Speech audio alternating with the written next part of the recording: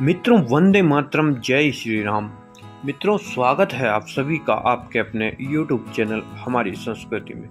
मित्रों, रामायण में एक समय ऐसा भी आया जब श्री राम को रावण को पुरोहित के रूप में स्वीकार करके उसे दक्षिणा दी गई। तो आइए आज इसी से जुड़ी एक रोचक कहानी हम जान लेते हैं कि आखिर प्रभु श्री राम ने रावण को दक्षिणा के रूप में क्या दिया।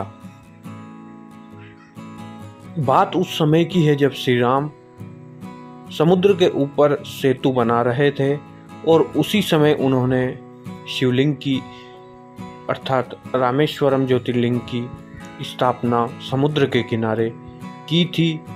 तब वे समुद्र पर सेतु बनाने से पहले एक यज्ञ करना चाहते थे।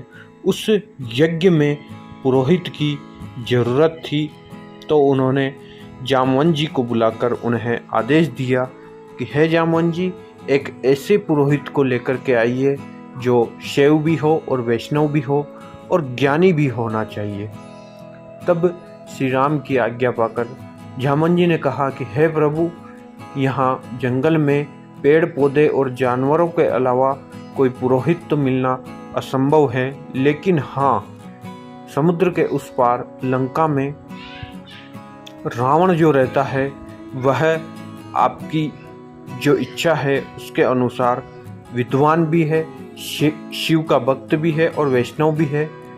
इसलिए अगर आपकी आज्ञा हो तो मैं रावण को ही पुरोहित के रूप में आमंत्रित कर आता हूँ। तब श्री राम ने कहा कि मुझे कोई आपत्ति नहीं है। अगर रावण इस कार्य के लिए तैयार है, अर्थात इस यज्ञ में पुरोहित बनना चाहता है, तो आप उसे ही आमंत्रित कराइए। तब श्री राम की आज्ञा पाकर जामवंत जी लंका में पहुँचे। जैसे ही रावण को पता चला कि जामवंत जी आए हुए हैं, तब उन्होंने उनके स्वागत के लिए सभी राक्षसों को तैनात किया और उन्हें आदेश दिया कि आदर सहित जामवंत जी को राजमहल में बुलाया जाए, क्योंकि वे उनके पितामह के मित्र के पुत्र थे। इसलिए उन्होंने जामवंत जी के स्वागत के लिए अलग से ही व्यवस्था की। तब रावण ने जामवंत जी से पूछा कि आपके आगमन का क्या कारण है। तब जामवंत जी ने कहा कि हे महाराज, श्री राम प्रभु एक यज्ञ कर रहे हैं। उस यज्ञ में आपको पुरोहित के रूप में मैं आमंत्रित करने आया हूँ।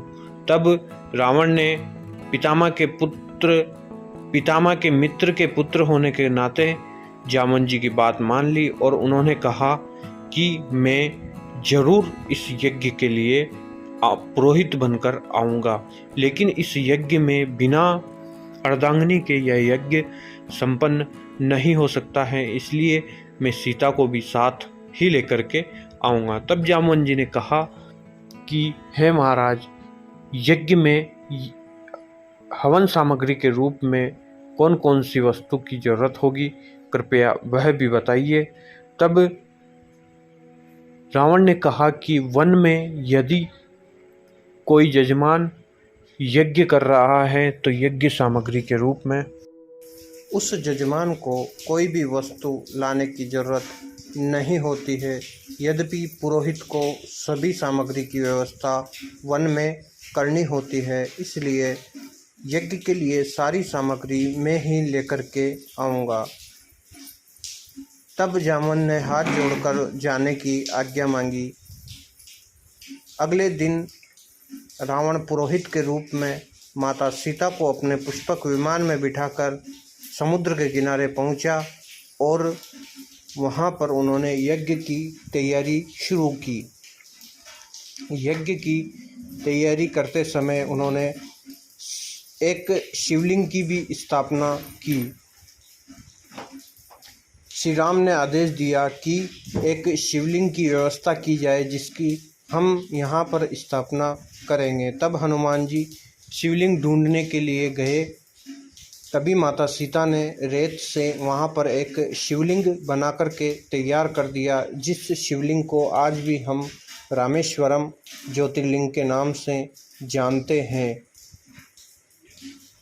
कुछ समय पश्चात हनुमान जी भी एक शिवलिंग लेकर के वहाँ पर लौटे। तब श्री राम ने उस शिवलिंग को भी वहीं नज़दीक में स्थापित कर दिया। रामेश्वरम ज्योतिर्लिंग में दोनों ही शिवलिंग एक साथ थोड़ी थोड़ी दूरी पर स्थापित है, जहां पर रामेश्वरम ज्योतिर्लिंग के दर्शन करने के पश्चात हनुमान जी के द्वारा स्थापित किए गए ज्योतिर्लिंग की भी दर्शन करना अनिवार्य होता है। तो इस प्रकार रावण श्री राम का पुरोहित बना और उस यज्ञ को संपन्न करवाकर माता सीता को पुनः लंका लेकर जाने लगा। तभी श्री राम ने रावण से पूछा कि हे रावण, आपने जो यह पुण्य कार्य किया है, इसके बदले में आपको दक्षिणा के रूप में क्या चाहिए। तब रावण ने कहा कि हे राम, मुझे दक्षिणा के रूप में कुछ नहीं चाहिए, केवल मेरी मृत्यु के समय मेरा जजमान मेरे सामने होना चाहिए, अर्थात मेरे मृत्यु के समय मेरे जजमान के दर्शन मुझे हो जाने चाहिए, यही मेरे लिए दक्षिणा होगी। तब दक्षिणा के रूप में श्री राम के द्वारा दिया गया वचन श्री राम ने याद रखा और रावण की मृत्यु के समय उसके सामने उपस्थित रहे, जिसे उससे मोक्ष की प्राप्ति हुई और उसकी दक्षिणा रूपी मांग भी पूर्ण हुई। रामायण की यह कहानी आपको कैसी लगी कमेंट करके हमें ज़रूर बताएं। अभी तक चैनल को सब्सक्राइब नहीं किया है तो प्लीज़ चैनल को सब्सक्राइब करें। कहानी अगर पसंद आई है तो मित्रों एवं रिश्तेदारों के साथ शेयर करना ना भूलें। धन्यवाद।